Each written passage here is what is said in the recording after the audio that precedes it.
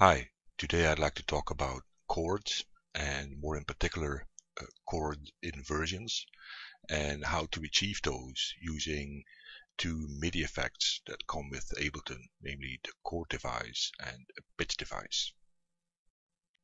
So let's have a look at what it is we're trying to achieve without any devices. So basically, going to be creating three different devices to play back three different versions of the same chord.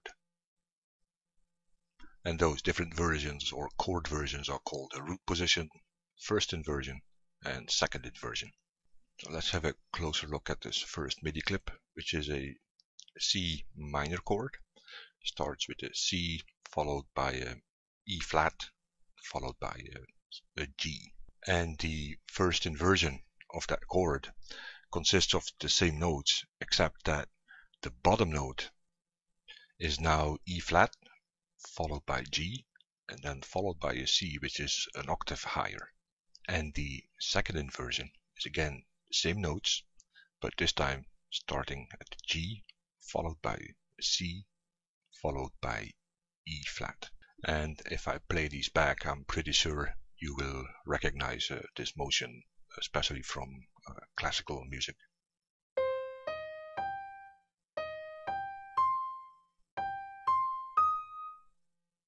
That's what it sounds like. And below that I have the same thing, except that this time they're played, all the notes are played together. So let's listen to that.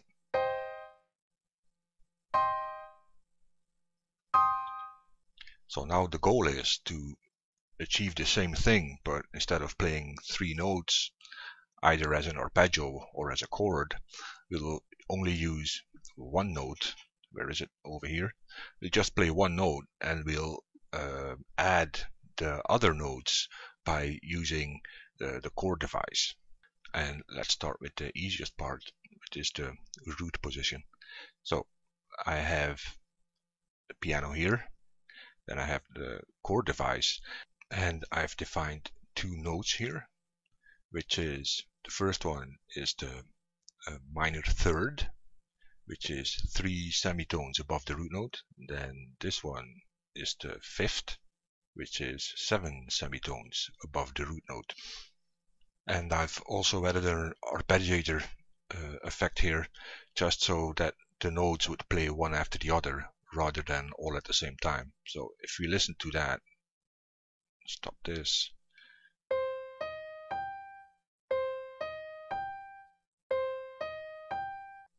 Which is the same as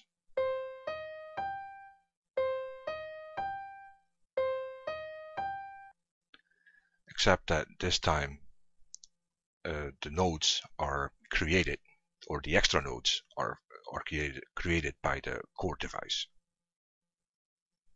There we have the root position, a triad. Now let's move on to the next part, which is the first inversion. The E flat is the same note, G is the same note. The different one, kind of, is the C, because it's one octave higher than the root position. If I go back here we have a C4. Over here we have a C5. So what needs to happen is, if you play a C4 on the MIDI keyboard or over here in the MIDI editor, it needs to be transposed. It needs to be transposed to one octave higher. And to do that, you use a pitch device, which is in the MIDI effects. Now, in case you were thinking of just adding a third note an octave higher in the chord device, that's not really an inversion. Well, it's not an inversion at all, because the definition of an inversion is that your bass, your bottom note, changes. So if over here, going back to the root position, here I have my minor third, then I have my fifth. If I would now add an octave here, like so, yes, you would have the three notes that you need. The thing is, the bottom note is still my C4. So you don't have an inversion, you still have a root position with a an octave of the root position added on top of it. So let's undo that and go back to this track. So what needs to happen is the bass note, the C4, needs to be transposed. So we use a pitch device and add 12 semitones to it. So it becomes one octave higher. And then what I do here in the chord device is, because the C is now one octave higher, to get to the third and fifth note below, I need to subtract semitones rather than add. So let me show you in the MIDI editor how I determined the -9 and the -5 semitones. That's my C4, that's the note that I'll be playing. I'm gonna transpose this one octave higher, and now I need to find E flat and the G. So if I now count down from C5, I have 1, 2, 3, 4, 5, 6, 7, 8, 9. This gives me the minor third, and 1, 2, 3, 4, 5 gives me the fifth. Let's remove those again. So just one note, the C4. This gives me the minor third. This gives me the fifth. And this gives me the root note one octave higher. Now let's listen to it.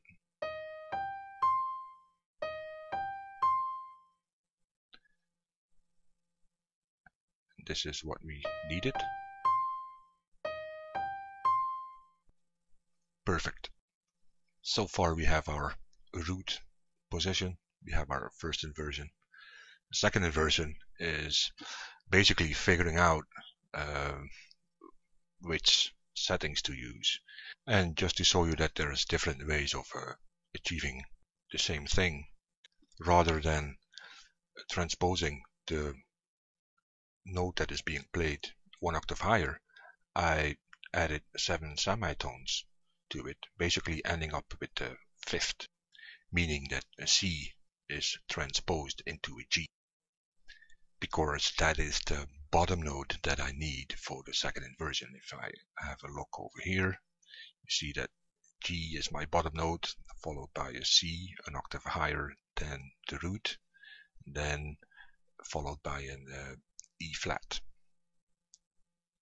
So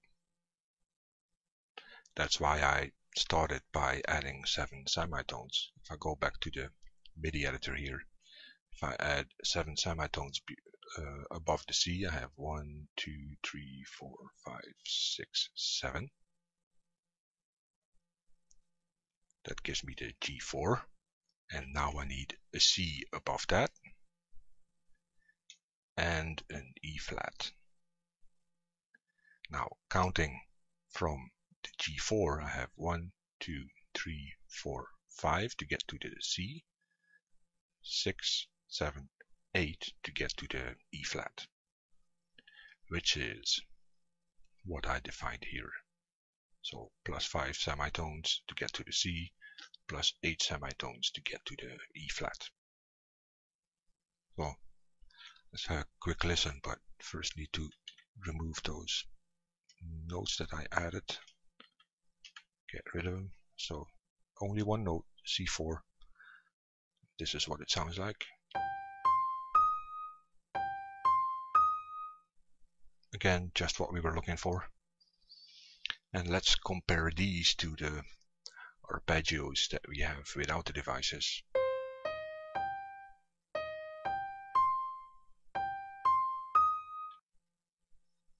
And let's now listen to the same thing with the devices.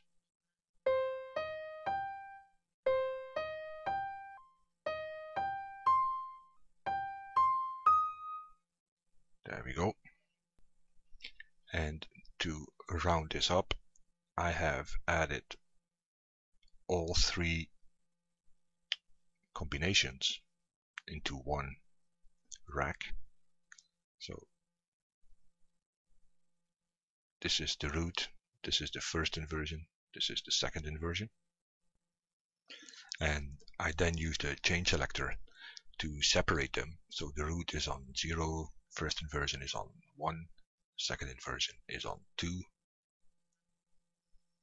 And I have then mapped the change selector to the first macro. So 0, 1, and 2. And I have added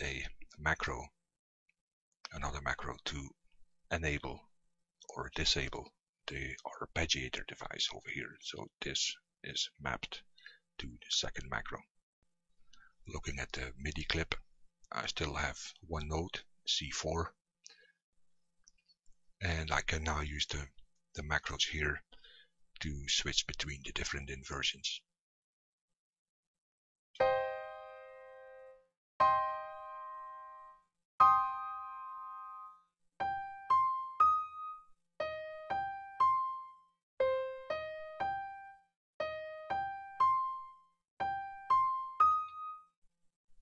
So there you have it. Thanks for watching.